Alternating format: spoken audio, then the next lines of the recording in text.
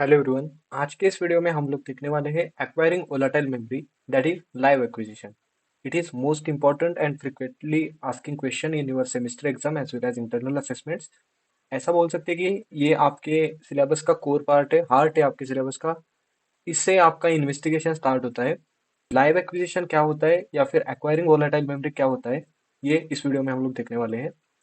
जैसा नाम में बताया गया है कि acquiring volatile memory. Volatile memory तो आपको पता है, रैम जो होता है वो वोलेटाइल मेमोरी होता है। मतलब हम लोग जब एप्लीकेशन रन करते हैं तो वो रैम में रन होता है, और उसका जो स्टोरेज डिवाइस होता है या फिर उसको स्टोर करने के लिए सेकेंडरी मेमोरी यूज किया जाता है, उसे हम लोग रोम बोलते हैं। तो रैम पे जो हम लोग ऑपरेशन परफॉर्म करते हैं वो रैम पे करते हैं, और जो डेटा स्टोरेज होता है वो रोम पे होता है। तो रोम का हम लोग आगे देखेंगे, स्टैटिक एक्विजिशन बोला जाता है उसे। तो जब भी आपको क्वेश्चन पूछा जाएगा कि लाइव एक्विजिशन या फिर वोलेटाइल मेमोरी, तो रैम फॉरेंसिक कर रहे, ये सोच के आपको आंसर बिल्ड करना है। तो in initial response process we focus upon the volatile data collection process. Means कभी कभी क्या होता है कि इंसिडेंट ऑकर होता है। अभी एक मेरा सिस्टम है, उस पर कोई साइबर अटैक परफॉर्म होता है। मैं पुलिस स्टेशन में एज इट इज लैपटॉप लेके जाता हूँ, या फिर साइबर फॉरेंसिक इन्वेस्टिगेटर मेरे घर आता है, या फिर कोई भी हो जो फॉरेंसिक इन्वेस्टिगेटर होता है वो मेरे घर पे आता है, या फिर मेरे ऑर्गेनाइजेशन में आता है, कॉलेज में हो सकता है, कॉलेज में आता है और मेरा लैपटॉप कलेक्ट करता है। तो उसे देखना है कि मेरे सिस्टम में क्या क्या ऑपरेशन परफॉर्म हुई है, क्या एप्लीकेशन रन करते टाइम ये अटैक परफॉर्म हुआ था, ये सब इंफॉर्मेशन चाहिए। कभी कभी ऐसा भी हो सकता है कि मैं अटैकर हूँ और मेरे घर पे पुलिस की रेड पड़ती है और उस टाइम पे मेरा लैपटॉप कलेक्ट किया जाता है। ऐसा समझो कि मेरा लैपटॉप ऑन है और उस पर कोई तो प्रोसेस चल रही है। तो जब हम लोगों को ऑन डिवाइस मिलते हैं, मतलब वर्किंग डिवाइसेस मिलती है, तब हम लोग लाइव एक्विजिशन परफॉर्म करते हैं। मतलब डिजिटल फॉरेंसिक ऑफिसर जो होता है वो लाइव एक्विजिशन परफॉर्म करता है। तो उसके अलग अलग टूल्स होते हैं, डिपेंड करता है कि क्या सिचुएशन है, क्या ऑपरेटिंग सिस्टम पे ऑपरेशन परफॉर्म हो रही थी, उसके हिसाब से अलग अलग टूल्स रहते हैं। जो लाइव एक्विजिशन करते हैं उस टाइम पे हम लोगों को वाइटल इंफॉर्मेशन मिल सकती है, मीनिंगफुल इंफॉर्मेशन मिल सकती है, मोस्ट इंपॉर्टेंट इंफॉर्मेशन मिल सकती है। तो ये जो लाइव एक्विजिशन परफॉर्म किया जाता है ये सिस्टम टर्न ऑफ होने के पहले ही किया जाता है। मतलब अगर सिस्टम टर्न ऑफ हुआ तो रैम पे जो डेटा होता है वो वोलाटाइल डेटा होता है, वो चला जाता है। फॉर एग्जाम्पल अगर बेसिक लेंगे तो हम लोग अगर कोई रिपोर्ट बना रहे हैं, फाइनल ईयर प्रोजेक्ट है, रिपोर्ट बना रहा हूं मैं, और इंट्रोडक्शन खत्म किया और मेरा सिस्टम टर्न ऑफ हो गया। अभी सेव नहीं किया था इसलिए हम लोगों को वापस टास्क परफॉर्म करना पड़ेगा जीरो से। लेकिन अगर मैंने इंट्रोडक्शन खत्म होने के बाद एब्स्ट्रैक्ट लिखने से पहले एक बार सेव का बटन दबाया था और एब्स्ट्रैक्ट लिखते लिखते टाइम बीच में ही सिस्टम टर्न ऑफ हो गया, तो हम लोगों को इंट्रोडक्शन तक का पार्ट मिलेगा, एब्स्ट्रैक्ट का पार्ट हम लोग वापस लिखना स्टार्ट कर सकते हैं। तो रैम में ऐसे होता है, रैम का जो डेटा रहता है वो अगर सिस्टम टर्न ऑफ होता है या फिर कुछ रिस्टार्ट ऑपरेशन परफॉर्म होता है तो वो चला जाता है। तो मीनिंगफुल इंफॉर्मेशन फेच करने के लिए लाइव एक्विजिशन बहुत इंपॉर्टेंट है। एंड ये जो वोलाटाइल मेमोरी रहती है वो सिर्फ कंप्यूटर्स के लिए नहीं है, लैपटॉप्स हो सकते हैं, मोबाइल फोन्स हो सकते हैं, या फिर राउटर स्विचेस, नेटवर्किंग डिवाइसेस भी हो सकते हैं, उस पर भी वोलाटाइल मेमोरी रहता है। तो अलग अलग डिवाइसेस के लिए अलग अलग टाइप्स के टूल्स लगते हैं, अलग अलग ऑपरेटिंग सिस्टम के लिए अलग अलग टाइप के टूल लगते हैं। Some following points are mention below. ये मिनिमम इंफॉर्मेशन हम लोगों को लाइव एक्विजिशन के टाइम मिलता है, या फिर ये इंफॉर्मेशन हम लोगों को फेच करना रहता है जब हम लोग लाइव एक्विजिशन परफॉर्म करते हैं। फर्स्ट आता है सिस्टम डेट एंड टाइम। हम लोगों ने चेन ऑफ कस्टडी क्या होता है ये इसके पहले वीडियोस में देखा, तब आपको पता रहेगा कि क्या इंसिडेंट, क्या एक्टिविटी कब परफॉर्म किया था, इसका सब क्रोनोलॉजिकल ऑर्डर मेंटेन करना पड़ता है। फॉरेंसिक ट्रेल बनाने के लिए या फिर जो लिंक होता है वो लगाने के लिए हम लोगों को टाइम एंड डेट बहुत इंपॉर्टेंट होता है। जब हम लोग लाइव एक्विजिशन परफॉर्म करते हैं तब सिस्टम का टाइम एंड डेट हम लोगों को मिलता है, या फिर जो टूल्स हम लोग यूज कर रहे हैं उसमें वो इन्फॉर्मेशन आ जाता है। नेक्स्ट आता है list of users who are currently logged out. अभी मेरे सिस्टम पे मेरा लॉगिन रहेगा। कभी कभी क्या होता है कि ऑर्गेनाइजेशन पे बहुत सारे यूजर्स एक ही कंप्यूटर सिस्टम यूज करते हैं, या फिर हम लोग साइबर कैफे देख सकते हैं, वहां पे बहुत ज्यादा यूजर्स आके अलग अलग टाइम पे सिस्टम यूज करते हैं। तो अगर हम लोग साइबर कैफे का ही एग्जांपल लेंगे तो लाइव एक्विजिशन के टाइम हम लोगों को करंटली जो यूजर लॉगिन है उसका इंफॉर्मेशन अच्छे से मिल सकता है। नेक्स्ट आता है time and date stamps for the entire file systems. जैसा सिस्टम डेट एंड टाइम मिलता है वैसे ही time and date stamps for the entire file system भी मिल जाता है।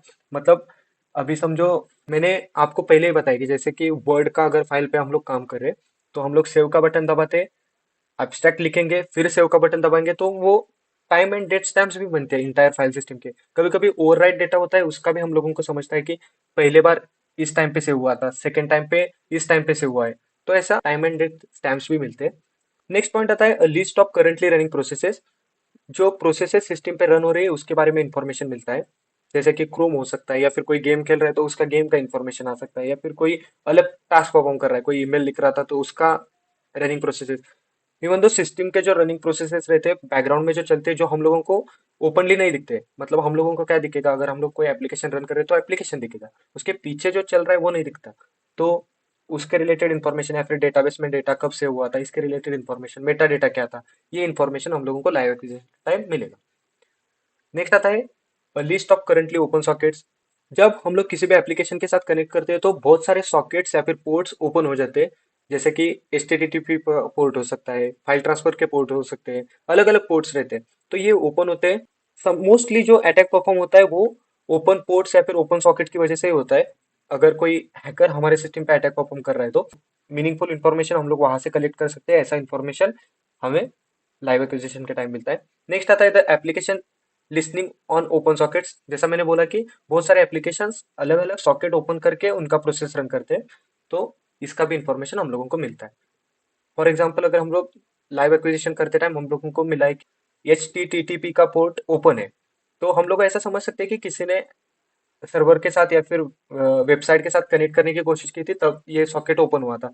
तो इससे हम लोग इंफॉर्मेशन फेच कर सकते हैं।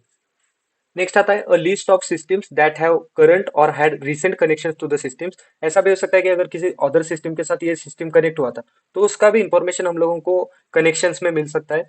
जैसे कि हम लोग कभी कभी कंप्यूटर सिस्टम को मोबाइल कनेक्ट करते हैं, या फिर अगर लैन में हम लोग कंप्यूटर्स कनेक्ट करके देख रहे हैं तो इसका भी इंफॉर्मेशन हमें लाइव एक्विजिशन के टाइम मिलेगा। तो अभी लिनक्स एंड विंडोज सिस्टम के लिए डेटा कलेक्ट करने के लिए या फिर उससे क्या इंफॉर्मेशन मिलता है ये हम लोग देखने वाले हैं। तो आता है steps to collect volatile data from Windows and Unix systems. If we take the statistics of the world, Windows के सिस्टम यूजर्स हम लोगों को ज्यादा दिखते हैं। उसके बाद हम लोग अलग अलग ऑपरेटिंग सिस्टम देख सकते हैं, जैसे कि यूनिक्स हो सकता है, लिनक्स हो सकता है। तो कोई कोई ऑपरेशन ऐसे रहते हैं कि वो लिनक्स पे ही वर्क होते हैं। सॉफ्टवेयर मतलब सिक्योरिटी सॉफ्टवेयर से रिलेटेड देख रहे हैं तो हम लोग काले लिनक्स यूज करते हैं, उसमें ज्यादा फीचर्स दिए रहते हैं। Most of the operating system का वर्किंग सेम ही रहता है, लेकिन एडवांस फीचर अगर हम लोगों को यूज करने हैं तो हम लोग उस पर्टिकुलर ऑपरेटिंग सिस्टम पे शिफ्ट करते हैं। ये हुआ इंजीनियरिंग रिलेटेड, मतलब अगर आपको पर्टिकुलर सिस्टम की नीड है तो आप स्विच करोगे।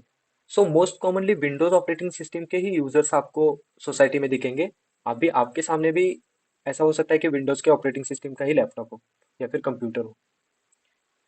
तो ये Windows and Unix operating system जो है उसके लिए हम लोग मोस्टली ये स्टेप्स को फॉलो करते हैं। कमांड्स अलग अलग हो सकते हैं। कमांड्स क्या है ये हम लोगों को सोचने की जरूरत नहीं है। एग्जाम में इन डेप्थ इतना क्वेश्चन नहीं पूछने वाले कि कमांड्स लिखो, क्या कमांड होती है। हम लोगों को सिर्फ ऊपर ऊपर से हम लोग क्या एक्शंस लेंगे इतना इंफॉर्मेशन हो तो इनफ है। फर्स्ट आता है एग्जीक्यूटर ट्रस्टेड कमांड शेल। क्या होता है कि अगर कोई अटैकर शातिर है, बहुत ज्यादा दिमाग है उसके पास, तो कभी कभी ऐसा क्या करता है कि वो वर्चुअल कनेक्शंस लगा के जो सिस्टम पे उसने अटैक परफॉर्म किया है उस पे अपने फुटप्रिंट छोड़ के चला जाता है। और जब फॉरेंसिक इन्वेस्टिगेशन चालू होता है तब कभी कभी ऐसा हो सकता है कि आप जो एक्टिविटी परफॉर्म कर रहे हैं वो अटैकर को समझ रहा है, या फिर वो अटैकर वहां से वो एक्टिविटी ना एग्जीक्यूट हो इसलिए प्रयास कर रहे हैं। सो ऐसे वर्चुअल जो कनेक्शंस होते हैं उसको बंद करना पड़ता है। सो उसके लिए ट्रस्टेड कमांड एग्जीक्यूट करना बहुत जरूरी होता है। नेक्स्ट पॉइंट आता है record the system time and date. तो जैसा मैंने लास्ट पॉइंट में बोला कि सिस्टम का टाइम एंड डेट रिकॉर्ड करना बहुत इंपॉर्टेंट होता है चेन ऑफ कस्टडी मेंटेन करने के लिए। उससे हम लोगों को फॉरेंसिक लिंक लगाने में इजी हो जाता है कि हम लोगों ने जब सिस्टम कलेक्ट किया था तब ये टाइम हुआ था और लाइव एक्विजिशन चल रहा है, तो हम लोगों को उस टाइम के पहले क्या हुआ था, उसके पहले क्या हुआ था, इसका इंफॉर्मेशन हम लोगों को लाइव एक्विजिशन में मिलने वाला है। तो टाइम एंड डेट कलेक्ट करना बहुत इंपॉर्टेंट होता है। So for maintaining synchronization between the forensic trail या फिर इन्वेस्टिगेशन और evidences, we collect the system time and date after executing a trusted command shell. In third step we determine who is logged in the system. Means अभी हम लोगों ने देखा कि virtual connection बंद है, वर्चुअली इनऑपरेबल सिस्टम बन चुका है, टाइम एंड डेट हम लोगों ने कलेक्ट किया। नेक्स्ट आता है सिस्टम पे किसने लॉग इन किया था। अभी कैसा हो सकता है कि सिस्टम ऑन है। मोस्ट ऑफ द टाइम हम लोग जब लैब यूज करते हैं, अभी आप 8वीं सेमेस्टर में हो तो आपको पता ही रहेगा कि लैब में हम लोग जब जाते हैं तब कंप्यूटर सिस्टम ऑन ही रहती है। आपको जाना रहता है, आपका ईमेल आईडी या फिर आपको जो आईडी दिया है कॉलेज ने वो डाल के सिस्टम यूज करना रहता है। आपका जब लैब खत्म होगा तब आप लॉग आउट करके चले जाते हो और सिस्टम टर्न ऑन ही रहता है। अगर आप आए और आप सिस्टम यूज कर रहे हो तभी आपको समझा कि ऑर्गेनाइजेशन पे या फिर कॉलेज के सिस्टम्स पे अटैक हुआ है। और फॉरेंसिक इन्वेस्टिगेटर आएंगे तब देखेंगे कि आपने लॉगिन किया था, उसके पहले किसने लॉगिन किया था, उसके पहले किसने लॉगिन किया था, ये सब इंफॉर्मेशन उनको चाहिए रहता है। तो थर्ड स्टेप में हम लोग किसने किसने लॉगिन किया है ये देखेंगे। फोर्थ स्टेप में हम लोग करेंगे record modification, creation and access times of all files. जैसा मैंने वो वर्ड का एग्जांपल दिया था, वर्ड फाइल में हम लोग जब रिपोर्ट बनाते हैं तब इंट्रोडक्शन के बाद सेव का बटन दबाएंगे, एब्स्ट्रैक्ट के बाद सेव का बटन दबाएंगे, या फिर किसने वो फाइल क्रिएट किया था, किसने वो कितने टाइम एक्सेस किया, ये सब इन्फॉर्मेशन हम लोगों को चाहिए होता है इन लाइव एक्विजिशन। नेक्स्ट पॉइंट आता है डिटरमाइन ओपन पोर्ट्स। जैसा मैंने लास्ट पॉइंट में बोला कि जब हम लोग एप्लीकेशन यूज करते हैं तो बहुत सारे पोर्ट्स ओपन हो जाते हैं। For example file transfer protocol रह सकता है 21 नंबर का, डीएनएस हो सकता है डोमेन नेम सिस्टम 53 और 63 नंबर का, H T T T P हो सकता है 80 नंबर का, H T T P S हो सकता है 443 नंबर का। तो ऐसे protocols most of the time open ही रहते हैं, तो उससे भी अटैक परफॉर्म हुआ रह सकता है। तो ओपन पोर्ट की इंफॉर्मेशन लेना भी बहुत इंपॉर्टेंट है। नेक्स्ट आता है list application associated with open ports. जैसा मैंने बोला कि बहुत सारे एप्लीकेशन अलग अलग पोर्ट्स यूज करते हैं व्हाइल एग्जीक्यूटिंग द ऑपरेशंस। तो इसका अगर हम लोग एग्जांपल लेने जाएंगे तो ईमेल ले सकते हैं। ईमेल में एसएमटीपी यूज होता है, आईमैप यूज होता है, पीओपी होता है, मतलब पोस्ट ऑफिस प्रोटोकॉल यूज होता है। तो अगर ईमेल के रिलेटेड हम लोग अगर लाइव एक्विजिशन परफॉर्म कर रहे हैं या फिर सिस्टम पे ईमेल एप्लीकेशन ओपन था, तो इसके ये ओपन पोर्ट्स हम लोगों को दिखेंगे। इसके रिलेटेड इंफॉर्मेशन लेना भी बहुत जरूरी होता है। नेक्स्ट आता है लिस्ट ऑल रनिंग प्रोसेसेस।